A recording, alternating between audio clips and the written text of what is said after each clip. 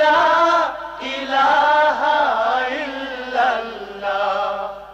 তুমি বাঁচাও তুমি মারো অবিরত ক্ষমা করো তুমি বাঁচাও তুমি মারো অবিরত ক্ষমা করো।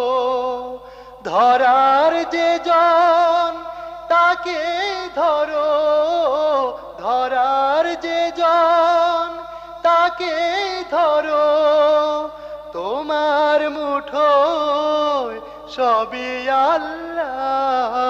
সুবহানাল্লাহ আল্লাহ